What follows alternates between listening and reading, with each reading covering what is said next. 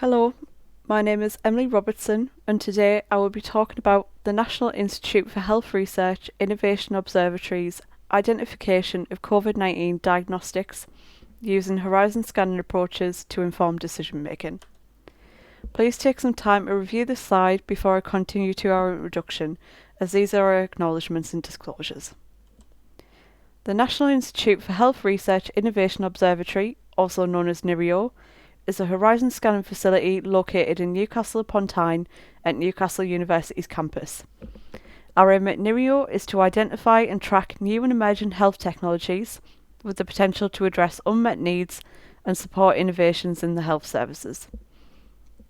We work closely with a number of stakeholders, including our national healthcare service provider, the UK Regulatory Agency, and we continue to actively develop our horizon scanning methods and tools to identify emerging healthcare innovations and future trends. So what were the goal of our horizon scanning activities during the COVID-19 pandemic? Well, there were scarce sources collating real-time information on diagnostics, there was a high demand for diagnostic technologies, and our stakeholders required timely intelligence to inform decision-making and mitigation activities. The timeline here shows some of the key developments in relation to diagnostics during the COVID-19 pandemic. On the 10th of January 2020, the coronavirus genome sequence was first published. On the 11th of March, the World Health Organization declared COVID-19 a pandemic. And since the 16th of March, our dedicated team of analysts have been using a range of horizon scanning methods and tools to identify and track COVID-19 diagnostics. And this is done on a daily basis.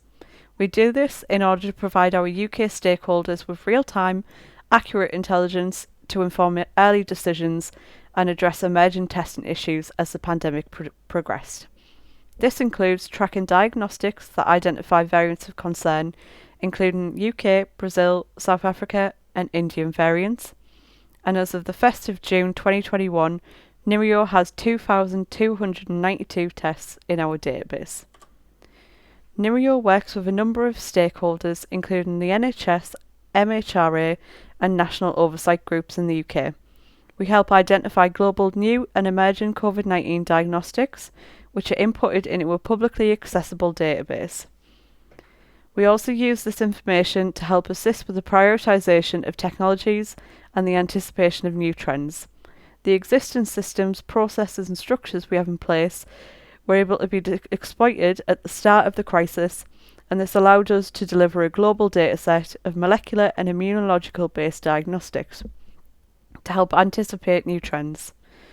Testing is still a critical cornerstone of the COVID-19 response, and our dataset continues to help inform our stakeholders' prioritisation activities. This flow diagram provides an overview of our scanning process, and as you can see, this is broadly broken down into 5 stages. The first stage is identification of information sources. Due to the rapidly evolving COVID-19 diagnostic landscape, a variety of primary and secondary sources were systematically scanned to keep abreast of new and emerging intelligence. As you can see from the few examples I've listed here, the sources are heterogeneous, and the information in these sources were often unstructured and incomplete, which meant that intelligence for one test was collated from several sources. The second stage involves the extraction of data and intelligence, and to achieve this we use a combination of traditional and semi-automated techniques, for example macros and text mining tools. Around 15 data points are captured for each test, which include company name, test name, development stage, sample type and regulatory status. We regularly monitor the sources of information for updates in relation to development and regulatory activity. The fourth stage is prioritisation and stratification of diagnostics, and currently we're prioritising tests which report to target new variants, and combination tests which detect COVID-19 and other respiratory viruses. And finally, the dissemination of outputs, during which we provide routine reports to our stakeholders on a weekly basis, which includes the dataset and the latest trends based on our data analysis. We also provide bespoke reports to stakeholders which address key priorities. In addition to this, We have the dataset publicly available on our website, and this is updated on a daily basis. Since March 2020, we've identified 2,292 diagnostic innovations across 55 countries, as you can see on the map provided.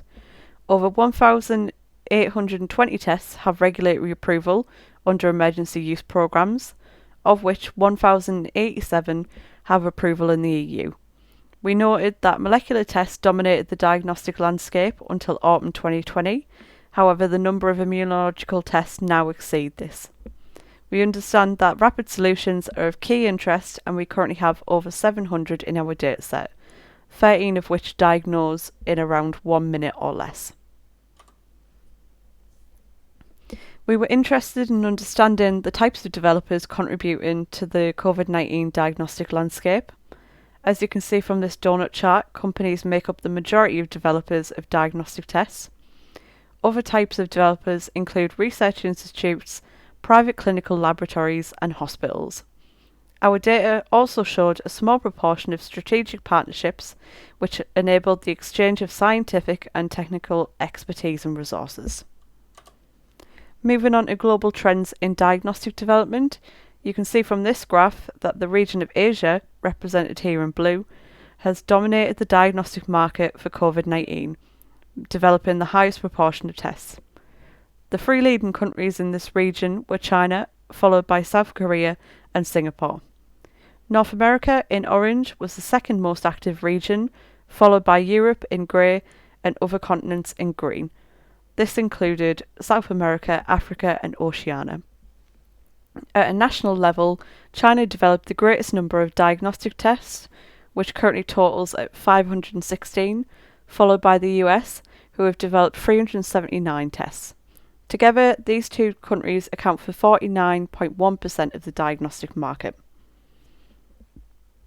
The countries with the highest development of immunological-based tests were, in order, China, USA, and South Korea. And the countries with the highest development of molecular-based tests were USA, China, and South Korea. Our data revealed that in Europe, the most active countries with developers were Germany, UK and Italy. This graph shows the total number of tests identified each week from March 2020 to May 2021. As you can see, the demand for diagnostics peaked in April in the rapid growth phase. The rate of diagnostic development activity gradually slowed down between May and July. On average, only 46 tests per week were emerging across all regions. A higher proportion of immunological tests emerged during the renewal deceleration phase, which was August to October 2020. This increase in development activity was likely due to the changes in priorities in some countries to active surveillance strategies to understand the geographical spread and severity of the disease in the population based on immune responsive individuals. Finally, early 2021 saw a slight increase in tests identified, followed by a gradual plateau of tests. There have been several regulatory challenges throughout the pandemic, and here I'll highlight 3 examples. Last year, we worked closely with the UK regulatory agency to identify and track direct-to-consumer tests, as these tests posed regulatory and ethical concerns and were deemed clinically inaccurate. For those not familiar with these tests, retailers in the UK and across the world were offering COVID-19 testing services which allowed members of the public to purchase a kit and send in the mail blood samples from a finger prick to be processed in the lab. However, the test platforms being used to process these samples have been validated on venous blood samples collected by healthcare professionals and not capillary samples collected from a finger prick. The tests were therefore prohibited in the UK and many parts of the EU whilst guidelines were reviewed. These tests can now be made available, but only if they adhere to the new guidelines. Another issue that we face is in the diagnostic space is the regulatory approval does not necessarily reflect clinical accuracy of a product, and so a number of tests approved and used by nations had lower performance than claimed. And finally, regulators had to work hard at clamping down on developers who made fraudulent claims about obtaining regulatory approval. So some of the Horizon scanning key challenges that we came across was that the breadth and diversity of diagnostics, coupled with the pace of development and fragmented intelligence available on technologies, made identifying tests challenging. I've listed here some specific examples, including the lack of centralised repositories, the use of multiple heterogeneous sources, often unstructured data, to identify technologies, including medtech, news, journals, and more. Data sources were not always up to date and were often regional centric, and there was also a lack of open source regulatory information on approved technologies in the UK and EU. In summary, NIHRIO has successfully developed methodologies and tools for the identification and monitoring of COVID-19 diagnostics. Due to the rapidly evolving COVID-19 landscape, we have continually adapted our range of methods and tools to meet the changing testing priorities, and our comprehensive global dataset of molecular and immunological-based diagnostics continues to support UK stakeholders to help inform decision-making processes, identify promising technologies, support responsive strategies, and mitigation activities. We've recently published a paper on the impact of COVID-19 diagnostics, so if you're interested in understanding more about the diagnostic landscape and the major trends across geographical regions as the pandemic evolved, then please have a read. Thank you very much for your time.